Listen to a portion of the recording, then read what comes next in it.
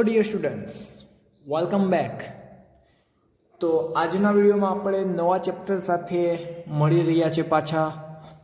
Chapter number 6 જેનું નામ છે ત્રિકોણ અને તેના ગુણધર્મો. તો નામ ઉપરથી તમને ખબર પડી ગઈ હશે કે આજના ચેપ્ટરમાં આપણે હવે નકરા ત્રિકોણના જ ગુણધર્મ જોવાના છે, એટલે કે ત્રિકોણની જ વાતો કરવાની છે. અને ત્રિકોણ એકદમ ઇઝી ટોપિક છે ગણિતનો, કારણ કે તમને બધાને ત્રિકોણ વિશે ખબર જ છે, ત્રિકોણના પ્રકાર ખબર છે. બસ, તો એના ઉપરથી જ આપણે ચેપ્ટર ભણવાનું છે. તો હવે નામ પહેલા સમજીએ ત્રિકોણ. તો ત્રિકોણ એટલે શું ભાઈ? ત્રિકોણ એટલે શું? ત્રિકોણ ત્રિકોણ ત્રિકોણ તો ભાઈ ત્રિકોણ કોને કહેવાય? તો તમને આકૃતિ દોરતા તો આવડે બધાને. તમે કહેશો ત્રિકોણ એટલે શું, તો તમે આકૃતિમાં શું કરશો? આમ આકૃતિ દોરીને મને કહેશો કે સર આને ત્રિકોણ કહેવાય. એક બાજુ, બીજી બાજુ અને ત્રીજી બાજુ, આ રીતે તમે દોરો તો આને શું કહેવાય? ત્રિકોણ. પણ આપણે આની વ્યાખ્યા આપી હોય તો શું કહેવાય? ત્રિકોણની વ્યાખ્યા આપી હોય તો શું કહી શકાય? તો જો આ ત્રિકોણ છે, ત્રિકોણ એ બને કોની મદદથી? તો કે ભાઈ જો આ એક શું કહેવાય? આ રેખાખંડ, આ બીજો રેખાખંડ, આ ત્રીજો રેખાખંડ. તો ત્રણ રેખાખંડની મદદથી બનતી આકૃતિ, એક આકૃતિ બને ને, પરંતુ આ આકૃતિ કેવી છે? બંધ છે. જો બંધ, ખુલ્લી છે નહીં, બંધ છે. અને કોના દ્વારા બની? ત્રણ રેખાખંડની મદદથી. તો આપણે ત્રિકોણની વ્યાખ્યા એવી આપી શકીએ કે ત્રણ રેખાખંડોથી બનતી બંધ આકૃતિને શું કહેવાય છે? ત્રિકોણ કહેવાય છે. ત્રિકોણ કહે છે. ચલો, આમાં ખબર પડી. તો આપણે ત્રિકોણની વ્યાખ્યા આપી. હવે કોઈ તમને પૂછે ભાઈ ત્રિકોણ કોને કહેવાય, તો તમારે આકૃતિ દોરીને નહીં સમજાવવાનું અને કહેવાનું કે ત્રણ રેખાખંડની મદદથી બનતી બંધ આકૃતિને. જો આકૃતિ છે પણ અહીંયા બંધ કેમ છે? જો અહીંયા પેક છે, આખી પેક છે, એટલે આને કહેવાય બંધ આકૃતિ, એને ત્રિકોણ કહે છે. ઓકે, હવે આ ત્રિકોણના આપણે અંગ જોવાના છે. હવે તમે કહેશો અંગ એટલે શું? તો હું તમને એમ કહું કે આપણું શરીર છે, શરીર. તો આપણા શરીરના વિવિધ અંગ કયા? તો તમે કહેશો હાથ, પગ, મોઢું, પેટ વગેરે વગેરે. તો એવી રીતે આ ત્રિકોણના પણ અંગ આવે વિદ્યાર્થી મિત્રો. ચલો, હવે ત્રિકોણના અંગ આપણે જોવાના છે. તો ત્રિકોણના અંગ કયા કયા છે? તો તેના કુલ 6 અંગ છે વિદ્યાર્થી મિત્રો. કેટલા ખબર? 6. તો જોઈએ કયા કયા. તો હવે આપણે જોઈએ કે ત્રિકોણના અંગ સમજીએ. ત્રિકોણના અંગો કેટલા હોય? તો ત્રિકોણના કુલ 6 અંગ છે. જોજો, કુલ અંગ 6. અને એના પ્રકાર છે 2. એક છે ખૂણાઓ અને બીજું છે બાજુઓ. જો હવે જો તો ત્રિકોણના ખૂણા કેટલા છે? 3 છે. આ પહેલો ખૂણો, આ બીજો ખૂણો અને આ ત્રીજો ખૂણો. તો આ 3 અંગ થયા, 1, 2 અને 3. હવે જો એક સિમ્પલ વસ્તુ કે આપણું શરીર હોય તો શરીરના અંગો આપણે શું કહીએ? હાથ, પગ, મોઢું, એ રીતે. ઓકે, પણ હવે તમને કીધું હોય કે ભાઈ તમારા હાથ કેટલા છે, તો તમે કેટલા કહેશો? 2 હાથ. પગ કેટલા? તો કે ભાઈ 2 હાથ. ઓકે, તો અહીંયા આપણે જો ત્રિકોણના અંગો છે ખૂણા અને બાજુ, ખૂણા અને બાજુ, બરાબર. એટલે અંગોના પ્રકાર 2, બરાબર. પ્રકાર 2 છે, એક છે ખૂણા અને એક છે બાજુ. ખૂણા કેટલા? તો કે ભાઈ 3 ખૂણા. અને બાજુઓ કેટલી? તો કે 3. કઈ કઈ બાજુ? આ પહેલી બાજુ, બીજી બાજુ, ત્રીજી બાજુ. તો બાજુઓ પણ કેટલી થઈ? 3 બાજુ. એટલે જો 3 ને 3 6 અંગ થઈ ગયા. ઓકે, તો ત્રિકોણના અંગ આપણને ખબર પડી ગઈ. કુલ અંગ 6 છે. કયા કયા? 3 ખૂણા અને 3 બાજુ. હવે ત્રિકોણને 3 શિરોબિંદુ પણ હોય. શિરોબિંદુ એટલે એનું નામકરણ. શિરોબિંદુ એટલે નામકરણ. તો કે ભાઈ ત્રિકોણને 3 શિરોબિંદુ પણ હોય. 3 શિરોબિંદુ હોય, કારણ કે હવે 3 શિરોબિંદુ જ આવવાના ને, 2 તો આવવાના નથી. કયા કયા? આ પહેલું શિરોબિંદુ, બીજો શિરોબિંદુ અને ત્રીજો શિરોબિંદુ. ઓકે, તો આ રીતે ત્રિકોણના અંગ અને તેના શિરોબિંદુ આપણને ખબર પડી ગઈ. એક આકૃતિ દ્વારા સમજીએ કે આપણે એના અંગો વિશે વાત કરીએ. કે હું અહીંયા એક લઉં છું ત્રિકોણ ABC. જોજો, આમે અહીંયા ત્રિકોણ લીધો ABC. તો હવે તમને કીધું કે આ ત્રિકોણના અંગો કેટલા? તો તમે કહેશો 3 બાજુઓ. અંગો આપણે લખીએ અહીંયા કે ત્રિકોણના અંગો 3 બાજુઓ. તો કયા કયા બાજુઓ છે? એક તો બાજુ AB, એટલે કે આ AB શું છે? રેખાખંડ. એટલે કે રેખાખંડ AB, રેખાખંડ BC અને રેખાખંડ AC. આ 3 બાજુ થઈ. ખૂણા ખૂણા કયા છે? ખૂણા ખૂણા 3 ખૂણાઓ. કયા કયા? તો ખૂણો A, ખૂણો B અને ખૂણો C. તો અહીંયા 3 ખૂણા, ખૂણા A, ખૂણો B, ખૂણો C. હવે આને તમે ફૂલ ફોર્મમાં લખો તો આમે લખાય અથવા તો આમે લખાય. આને આ ખૂણો કયો કહેવાય? તો BAC. જે આ ખાલી આપણે નામ લખ્યું, આ તમારું નામ, આખું નામ લખો તો અટક, તમારું નામ અને પપ્પાનું નામ એ રીતે લખાય. તો કે આ ભાઈ ખૂણા એના આમે લખાય BAC, પછી ખૂણો ABC અને ખૂણો ACB. આ પણ આપણે લખી શકાય. અને ત્રિકોણના 3 શિરોબિંદુ કેટલા? 3 શિરોબિંદુ કયા કયા?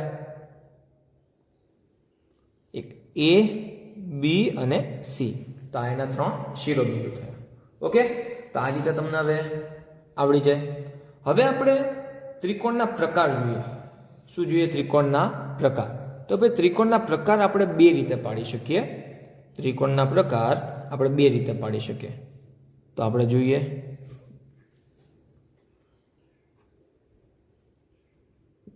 ત્રિકોણના પ્રકાર. તો ત્રિકોણના પ્રકાર વિદ્યાર્થી મિત્રો આપણે 2 રીતે જોઈએ. તો કે એક છે બાજુના આધારે, જે તમે ઓલરેડી ધોરણ 6 માં શીખી ગયા છો. એક છે બાજુના આધારે અને બીજો છે ખૂણાના આધારે. તો બાજુના આધારે અને ખૂણાના આધારે તેના પ્રકાર કયા કયા? તો આપણે હવે જોઈએ કે બાજુના આધારે. તો બાજુના આધારે તેના 3 પ્રકાર છે. કેટલા પ્રકાર છે? 3. કયા કયા? તો કે જો, એક છે વિષમ બાજુ, બીજું છે સમબાજુ અને ત્રીજું છે સમદ્વિ બાજુ. તો બાજુના આધારે 3 પ્રકાર. ખૂણાના આધારે કેટલા પ્રકાર? તો ખૂણાના આધારે કેટલા છે? 3 પ્રકાર છે. એ તો તમને આવડે જ છે. એક છે લઘુકોણ, એક છે કાટકોણ અને એક છે ગુરુકોણ. તો તમને કોઈ પૂછે ભાઈ ત્રિકોણના પ્રકાર આપણે કઈ રીતે પાડી શકીએ? તો કે ભાઈ બાજુના આધારે પાડી શકીએ અને ખૂણાના આધારે પાડી શકીએ. તો હવે પહેલા આપણે જોઈએ વિષમ બાજુ ત્રિકોણ કોને કહેવાય? વિષમ બાજુ ત્રિકોણ. તો વિષમ બાજુ ત્રિકોણ એટલે શું? તો કે ભાઈ ત્રણેય બાજુઓના માપ જુદા જુદા હોય. એટલે કે ત્રણેય બાજુ કેવી હોય? જુદી જુદી. ત્રણેય બાજુ કેવી હોય? જુદી હોય. તો એને કહેવાય વિષમ બાજુ. સમબાજુમાં શું હોય? ત્રણેય બાજુ કેવી હોય? સમાન હોય. એટલે કે ત્રણેય બાજુના માપ કેવા હોય? સમાન હોય. અને સમદ્વિ બાજુમાં શું હોય? કોઈ પણ 2 બાજુ સમાન હોય. કોઈ પણ 2 બાજુ સમાન. આ તમને ઓલરેડી આવડે છે. અને ખૂણાના આધારે. તો ખૂણાના આધારે આપણે 3 પ્રકાર પાડીએ. લઘુકોણ. લઘુકોણ એટલે શું? તો કે ભાઈ જો ત્રણેય ખૂણાના માપ 90 કરતા ઓછા હોય તેને કહેવાય લઘુકોણ. તો આપણે લખીએ કે ભાઈ ત્રણેય ખૂણા 90 કરતા નાના. 90 કરતા નાના એને કહેવાય લઘુકોણ ત્રિકોણ. કાટકોણ ત્રિકોણ એટલે શું? કોઈ એક માપ 90 નું હોય. 3 ખૂણામાંથી કોઈ એક ખૂણો 90 નો હોય. કેટલાનો? 90 નો હોય. અને ગુરુકોણ એટલે શું? કોઈ એક ખૂણો 90 કરતા મોટો હોય. 90 કરતા મોટો હોય. તો આ રીતે આપણે ખૂણા અને બાજુના આધારે ત્રિકોણના પ્રકાર પાડી શકીએ છીએ. ઓકે છે? આ બધું વિદ્યાર્થી મિત્રો આપણે એક બેઝિક માહિતી મેળવી ત્રિકોણ વિશે. કે ત્રિકોણ કોને કહેવાય, ત્રિકોણના અંગ કયા કયા, ત્રિકોણના પ્રકાર કોના આધારે આપણે પાડી શકીએ, એ બધું આપણે ખાલી એક પ્રસ્તાવના જોયું છે. તો ચાલો હવે આના એક બે ઉદાહરણ જોઈ લઈએ તો તમને આઈડિયા આવે. હા, તો વિદ્યાર્થી મિત્રો, અહીંયા જો મેં તમને 4 આકૃતિ આપી છે, 4 ત્રિકોણ આપ્યા છે. તો હવે આપણે અહીંયા ત્રિકોણને ઓળખવાના છે કે ભાઈ તમને એમ કીધું છે કે બાજુ અને ખૂણાના આધારે આ ત્રિકોણના વર્ગીકરણ કરો. તો આપણે જોવાનું બાજુના આધારે કયો પ્રકાર છે અને ખૂણાના આધારે. તો અહીંયા જુઓ, આ ત્રિકોણ છે. તો ત્રિકોણ એબીસીમાં જુઓ 3 બાજુના માપ આપ્યા છે. એક બાજુનું માપ 5 સેમી અને બેનું માપ 8 સેમી. તો બાજુના આધારે આ ત્રિકોણને કેવો કહેવાય? જો એની 2 બાજુના માપ સમાન છે તો આને કહેવાય સમદ્વિબાજુ ત્રિકોણ.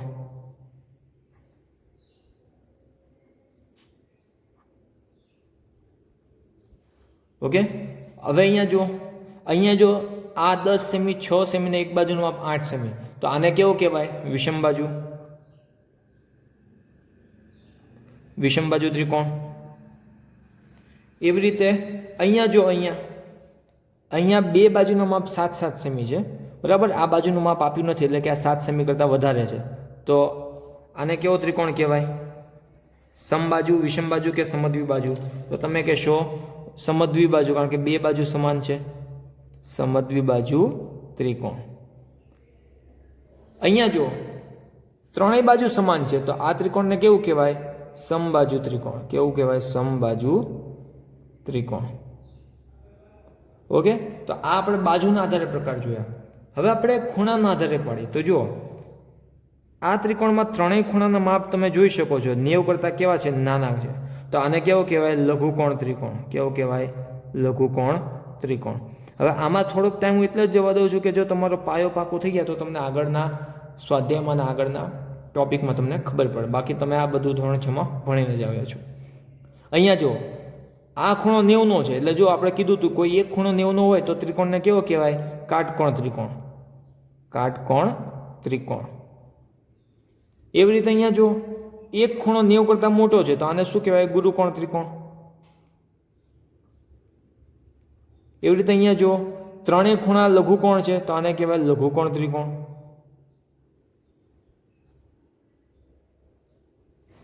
ઓકે, તો ખૂણાના આધારે આપણે અહીંયા પ્રકાર જોઈ લીધા.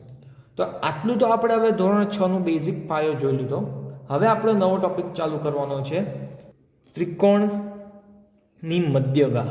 વિદ્યાર્થી મિત્રો જોજો, ટોપિકનું નામ આપણે ચાલુ કરીએ ત્રિકોણની મધ્યગા કોને કહેવાય? સાવ ઇઝી ટોપિક છે. હવે જો ત્રિકોણ હું લઈ લઉં એક, ધારો કે મેં એક ત્રિકોણ લીધો. અહીંયા આકૃતિ સહેજ આમ દોરી એટલે આપણે વ્યવસ્થિત સમજ પડે. તો અહીંયા હું એક ત્રિકોણ લઉં છું, મેં આમ લીધું. જોજો, આનું નામ આપી દઉં ABC. ઓકે, હવે આ ત્રિકોણનું કોઈ એક બાજુ તમે ધારી લો. કોઈ એક બાજુ ધારી લો. આપણે સરળતા ખાતર ધારીએ BC ધારીએ BC. તો BC નું મધ્યબિંદુ ક્યાં આવે? BC નું મધ્યબિંદુ, તો ધારો કે તમે કહેશો કે એક બાજુ BC છે તેનું મધ્યબિંદુ અહીંયા આવે, આપણે ધારી લઈએ. અને જો તમારે કોઈ પણ ત્રિકોણનું મધ્યબિંદુ ફાઇન્ડ કરવું હોય તો જો તમને માપ આપેલું હોય તો તેનું મધ્યબિંદુ તો તમને શોધતા આવડે. અથવા તો તમારે શું કરવાનું? આ 2 શિરોબિંદુ નામ વાળી લો, 2 નામ ભેગા કરો અને પછી આપણે ગળી કરીએ ને, ગળી. ધારો કે જો આ પેજ છે, આ પેજ, હવે મારે અહીંયા ત્રિકોણ આમ છે, મારે એનું મધ્યબિંદુ ફાઇન્ડ કરવું છે તો હું આમ વાળી લઉં તો મને ખબર પડી જાય. આ રીતે થઈ જાય. ઓકે, તો આનું મધ્યબિંદુ ધારો કે અહીંયા D બિંદુ પાસે આવ્યું. D બિંદુ શું છે? તેનું મધ્યબિંદુ કોનું? બાજુ BC નું. હવે આ બાજુના જે મધ્યબિંદુ છે તો આ બાજુની સામેનું શિરોબિંદુ કયું કહેવાય? આ બાજુ છે ને એની સામેનું શિરોબિંદુ, તો તમે કહેશો A. તો A અને આ બાજુ BC તેના મધ્યબિંદુને જે જોડતો રેખાખંડ આવે ને વિદ્યાર્થી મિત્રો, જોડતો રેખાખંડ, એને કહેવાય મધ્યગા. શું કહેવાય? મધ્યગા. તો હવે તમે અહીંયા જોયું કે મધ્યગા કેવી રીતે બને? તો કોઈ એક શિરોબિંદુ, તો શિરોબિંદુની સામેની બાજુ અને એ બાજુનું મધ્યબિંદુ, તો તે બે વચ્ચે જોડતો રેખાખંડ મધ્યગા બને. કઈ રીતે બને જોજો. કોઈ એક બાજુનો આપણે લીધું મધ્યબિંદુ ને એ મધ્યબિંદુને સામેના શિરોબિંદુ સાથે જોડવાનું છે, તો તે રેખાખંડ ત્રિકોણની મધ્યગા બને. તો હવે આવી રીતે વિચારો તો ત્રિકોણની મધ્યગા કેટલી હોય વિચારો તો. જો મેં અહીંયા એક દોરી આ બાજુ BC પરની, એવી રીતે બાજુ AB પરનું મધ્યબિંદુ ધારો કે અહીંયા E છે, E તો આ બાજુ AB તેનું મધ્યબિંદુ અને તેની સામેનો શિરોબિંદુ કોણ છે? C. તો E અને C ને જોડો તો E અને C એની શું બને? બીજી મધ્યગા બની કહેવાય. એવી રીતે હવે બાજુ કઈ બાકી? AC નું મધ્યબિંદુ ધારો કે આપણે લઈએ અહીંયા F, તો F અને તેની સામેનો શિરોબિંદુ B, તો આ બેને જોડો તો તમને શું મળે? ત્રીજી મધ્યગા. તો ત્રિકોણની ટોટલ મધ્યગા કેટલી? 3. અને મધ્યગા બને કઈ રીતે?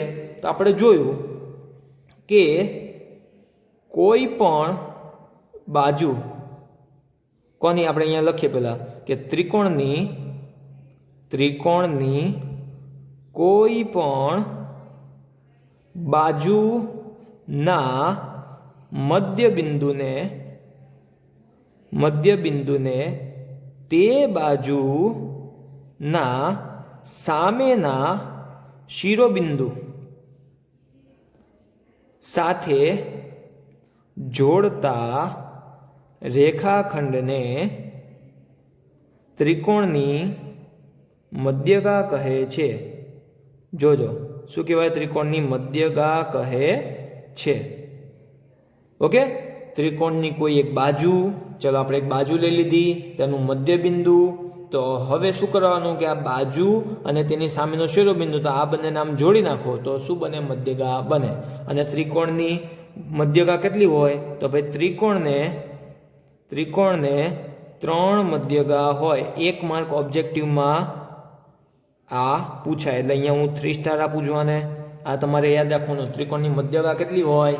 3 હોય. તો મધ્યગા તમને ખબર પડી ગઈ.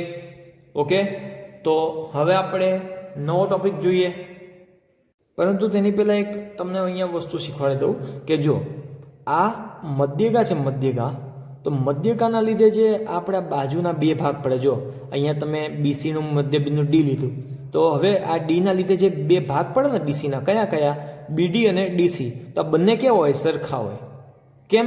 કારણ કે આ તમારું મધ્યબિંદુ છે, તો આ ભાગના ભાગ સરખા હોય.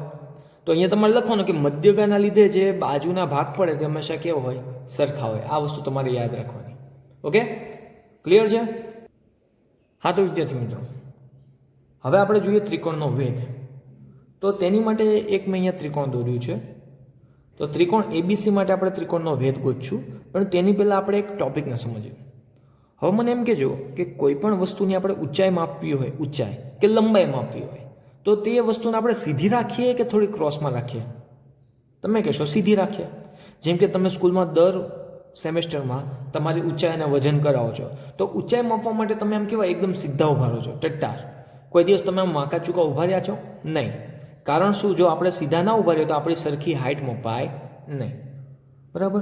હવે ઊંચાઈ માપવા તમે શું કરો? ઊંચાઈ કઈ રીતે માપો? ધારો કે આ મારે પેનની ઊંચાઈ માપી છે, તો હું શું કરીશ કે આ જેની તળિયું છે, ત્યાંથી લઈને જે પેનનો જે પોઈન્ટ છે ત્યાં વચ્ચે હું સીધું અંતર માપીશ. હું આમથી આમ તો નહીં માપું ને, ટેપ પટ્ટીની મદદથી. આમ સીધું કેવું? લંબ અંતર કહેવાય. લંબ અંતર એટલે શું? સીધું સ્ટ્રેટ અંતર. તો એવી રીતે જો હવે આપણે ત્રિકોણની ઊંચાઈ માપવી હોય, ત્રિકોણની ઊંચાઈ, તો કઈ રીતે માપીએ? તમે અહીંથી આમ માપો તો એ તો 83 ઊંચાઈથી એમ ના મપાય. તો એકદમ લંબ અંતર માપવું પડે. લંબ અંતર એટલે શું? સ્ટ્રેટ. આખી લાઈન કેવી રહેવી જોઈએ? સમાન રહેવી જોઈએ. બરાબર? તો આ રીતે આપણે એની ઊંચાઈ માપી શકીએ. તો અહીંયા જો મારે ધારો કે ત્રિકોણ ABCની હાઇટ માપવી છે. હાઇટ એટલે આ ઊંચાઈ, કે આ જો આ શું છે? એનો પાયો છે, ત્રિકોણનો પાયો. બરાબર? જે નીચેની બાજુ આવે ને એને ત્રિકોણનો પાયો કહેવાય. તો હું શું કરું? આ પાયા પરના કોઈ પણ બિંદુથી સૌથી ઊંચાઈનું પોઈન્ટ કયું છે? એ છે. તો તેની વચ્ચેનું અંતર છે આપણને ABCની ઊંચાઈ આપે. તમે કહેશો હા, પણ હવે લેવી કઈ રીતે? હું જો આ 2 વચ્ચેનું અંતર લઉં તો ત્રિકોણની ઊંચાઈ મળે? નહીં મળે, કારણ કે ક્રોસ અંતર થયું ને, તો ના મળે. એવી રીતે હું આ પોઈન્ટથી આમ લઉં તો, જો અહીંયાથી લઈને અહીંયા કોઈ પોઈન્ટ લઉં તો મળે નહીં. આને આપણે કહીએ ધારો કે D કહી દઈએ, તો અહીંયા મને સરખું અંતર ના મળે. હું અહીંયા લઉં તો હજી ના મળે અંતરે. હવે ધારો કે હું એક પોઈન્ટ અહીંયા આવ્યો, તો આ જો એકદમ સ્ટ્રેટ અંતર થયું, આ કેટલાનો ખૂણો બને? 90નો ખૂણો બને. અહીંયા હું લઉં એફ, એવી રીતે હું આ અંતર લઉં જી, અહીંયા એક અંતર લઉં એચ, અને અહીંયા તો સી છે જ. તો હું મને એમ કહેજો કે કયા રેખાખંડ માટે આપણને ત્રિકોણ એબીસીની સાચી ઊંચાઈ મળે? કયું અંતર છે જે સાચું ઊંચાઈ આપે આપણને? તો તમે કહેશો રેખાખંડ એ એફ, કારણ કે એ એફ શું છે? આમ જો સ્ટ્રેટ મપાય, સ્ટ્રેટ છે ને. તો આ રેખાખંડ કઈ રીતે માપ્યો આપણે? તો કે ભાઈ શિરોબિંદુ અને તેની સામેની બાજુ પરનું એક બિંદુ, તો તેની વચ્ચે જોડતો રેખાખંડ તે આપણને ઊંચાઈ આપે. પણ આ રેખાખંડ જો તો કેવો છે? લંબ છે. કેવો છે? લંબ. તો આની ઉપરથી આપણે ત્રિકોણનો વેધ કઈ રીતે માપી શકીએ? તો હવે એ જોઈએ કે ત્રિકોણના કોઈ પણ શિરોબિંદુમાંથી તેની સામેની બાજુ પર, જો આ ત્રિકોણનો કોઈ પણ શિરોબિંદુ એ, તેની સામેની બાજુ બી સી, સામેની બાજુ બીસી, તો એમાંથી બીસી ઉપર તમે એક રેખાખંડ દોરો. પણ કેવો રેખાખંડ? લંબ રેખાખંડ. તો જે તમે લંબ રેખાખંડ દોરશો તેને જ શું કહેવાય? ત્રિકોણનો વેધ. શું કહેવાય? ત્રિકોણનો વેધ. તો ત્રિકોણના વેધને આપણે શું વ્યાખ્યા આપીએ? તો કે અહીંયા લખીએ આપણે ત્રિકોણના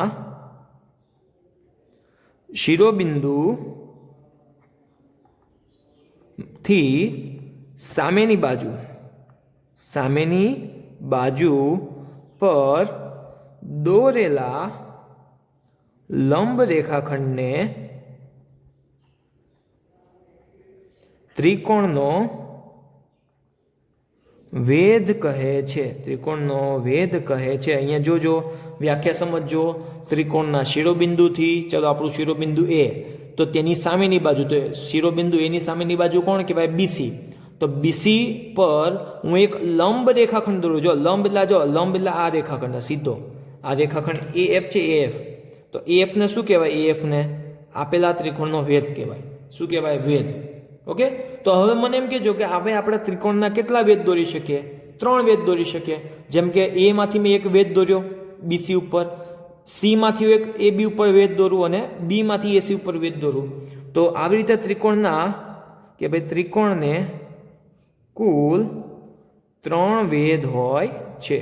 આને પણ હું 3 સ્ટાર આપું છું કે આ પોઈન્ટ તમારે યાદ રાખવાનો. હવે છોકરાઓ તમે એમ પૂછશો મને કે સર તો મધ્યગા અને વેધમાં ફરક શું? તો હમણાં જ આપણે જોઈ લઈએ કે મધ્યગા એટલે શું? તો કે ભાઈ બાજુ છે, કોઈ પણ બાજુ, તેના મધ્યબિંદુ અને સામેના શિરોબિંદુને જોડતો રેખાખંડ. અને વેધ એટલે શું? તો કે ભાઈ શિરોબિંદુમાંથી નીકળતો લંબ રેખાખંડ. જોજો, આ વેધ હંમેશા છે ને, વેધ હંમેશા સીધી લાઈન હોય, લંબ રેખાખંડ હોય બાજુ પરનો. અને મધ્યગા એટલે શું? કોઈ પણ અંતર ચાલે, એ શું હોય કે મધ્યબિંદુમાંથી નીકળતો. જો અહીંયા એક તમને સમજાવું કે અહીંયા એક ત્રિકોણ લઈએ આપણે.